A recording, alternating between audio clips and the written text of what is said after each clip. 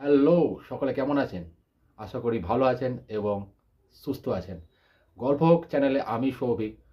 আজ আমার ১ম দিন। জানেন তো অনেকদিন ধরে ভাবছিলাম যে মানুষের নিত্য নতুন ঘটনা যার কোনো ব্যাখ্যা নেই, এরকম এক ঘটনা বলি আপনাদের সামনে তুলে ধরতে। তো যাই যাই হোক কোনো কারণে এটা হয়ে ওঠেনি। তো আজ সেই সুযোগ করে এসেছি আপনাদের সামনে আজকের ঘটনা আ আপনাদের সামনে শেয়ার করতে। আপনি ঘটনাটা শুনুন আপনারা আর বলবেন কেমন লাগলো ঘটনাটা। তো যাই হোক বেশি কথা না বাড়িয়ে চলে যাই আজকের ১ম ঘটনায়। তো আমার এক বন্ধু আ সে বাঁকুড়ায় এক এনজিওতে কর্মরত। আ সে ওখানে একটা সেলফ হেল্প গ্রুপ চালায়। এই সেলফ হেল্প গ্রুপে জানেন তো নানা ধরনের হাতের কাজ এবং ধরুন টমেটো চাষ কী করে করে, বেগুনের চাষ কী করে হয় এবং সোনাঝুরি গাছ লাগানো থেকে সবকিছু যাতে করে সেখানকার স্থানীয় মানুষের আর্থিক উন্নতি হতে পারে। এরকম ধরনের কাজ তারা করে থাকে। তো আমি একবার সেই তাদের মিটিংয়ে গিয়েছিলাম এবং সেখানে আমার এক দিদির সাথে আমার আলাপ হয়। সেই দিদির আমি নাম নিচ্ছি না। যাই হোক তাও গল্পের খাতিরে আমি নাম ধরতে পারি সবিতাদি। তো সেই সবিতাদি আমাকে একবার বলে উম যে ওনার বোনঝি ২০১৩ সালে বিয়ে হয়।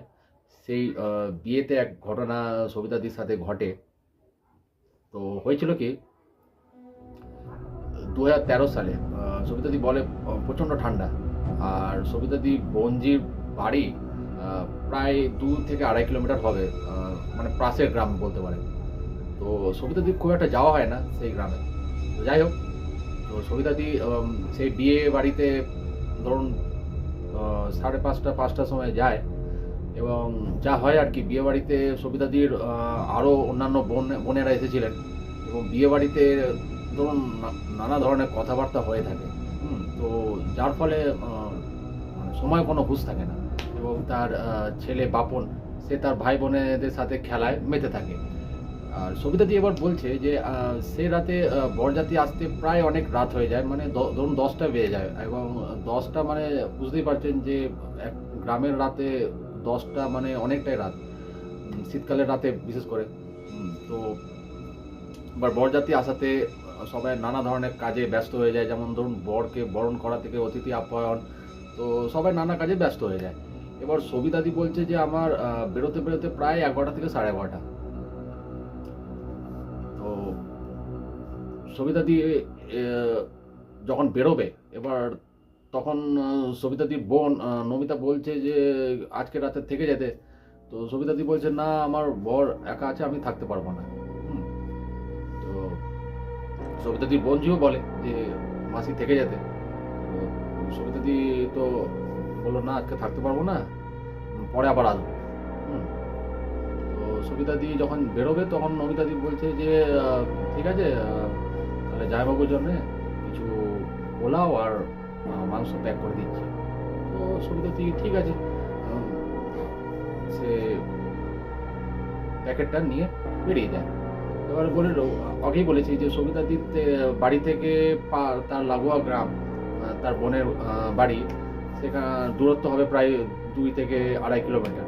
এই উম, এই ২ থেকে ২.৫ কিলোমিটার মাঝখানে একটা আছে বাঁশবাগান। ঠিক আছে? এবার এই বাঁশবাগানের ব্যাপারে সবিতাদি অনেক কিছু শুনেছিল। হুম? তো অনেক ভালো মন্দ কিছু শুনেছিল। তো যাই হোক সবিতাদি একটা সাহসী মহিলা। কারণ কি সবিতাদিকে বাড়িরও দেখতে হয়, বাইরেটাও দেখতে হয়। তো গ্রামের মহিলারা সাধারণত একটু সাহসী হয়। তো সবিতাদি এসব কিছু মাথায় আনেনি। তো সবিতাদি বেরিয়ে গেছে। এবার মিনিট ২০ পর যখন সবিতাদি সেই বাঁশবাগানে ঢুকেছে, সবিতাদি এক অদ্ভুত ঠান্ডা অনুভব করে। আর বাপনকে কোলে নিয়ে আর এক ডান হাতে টিফিন বক্স। হ্যাঁ? তো সবিতাদি বলছে সে মারাত্মক ঠান্ডা, মারাত্মক। আর তার মধ্যে কুয়াশাচ্ছন্ন চারিপাশটা। এবার গ্রামের রাস্তায় দেখবেন খুব একটা আলো থাকে না। ওই আলো বলতে ওই টিমটিমে লাইট জ্বলছে। কোথাও একটা ১০ ওয়াটের লাইট জ্বলছে। আর কিচ্ছু দেখা যাচ্ছে না। হুম? তো সবিতাদি তো হাঁটতে থাকে সেই বাঁশবাগান ধরে। এবার সবিতাদি বলছে কিছুটা হাঁটতে এক আ একটা শব্দ পিছন দিক থেকে আসছে। যেমন ধরুন চটি ঘষার একটা যেমন শব্দ হয়, ঠিক আছে?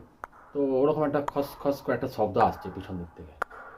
তো সবিতাদি ভাবছে, কী রে বাবা, এটা কোনো আমার মনের ভুল নাকি? তো সবিতাদি খুব একটা গ্রাহ্য না করে হাঁটতে থাকে। হুম।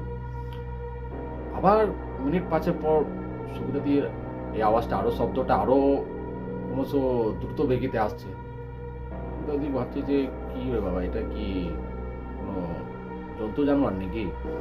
তো সবিতাদি তাও গ্রাহ্য না করে হাঁটতে থাকে। এবারে শব্দটা আরও দ্রুত বেগেতে আসছে, এবার মনে হচ্ছে যেন কেউ ছুটছে, ঠিক আছে? তো সবিতাদি তো বাপনকে শক্ত করে ধরে ভাবলো, না, এ কি কোনো চোর ডাকাত নাকি? একবার দেখি তো পিছন দিকে। পিছন দিকে তাকাতেই দেখছি কিচ্ছু নেই, ফাঁকা, ঠিক আছে? তো সবিতা দিয়ে এবার বুকটা ছ্যাঁক করে উঠেছে। সবিতা দিয়ে এবার আর কিছু দেখে টেকে নি, সোজা বাপনকে শক্ত করে ধরে সোজা বেরিয়ে গেছে বাঁশবাগান থেকে। মিনিট 10 পর যখন সবিতাদি বেরোয় বাঁশবাগান থেকে, তখন দেখবেন গ্রামে গঞ্জে কি হয়, চাতাল করা থাকে, চাতাল করা থাকে, আর ওখানে একটা দোকানও করা থাকে। সেই দোকানে সন্ধ্যেবেলায় আড্ডা, যেমন চপ, সিঙ্গাড়া, বিড়ি, সিগারেট, সব লোকে বসে খায় ওখানে। তো এখন তো রাত, তো দোকান যথারীতি বন্ধ, কিন্তু ওখানে দুটি লোক দাঁড়িয়ে গল্প করছিল।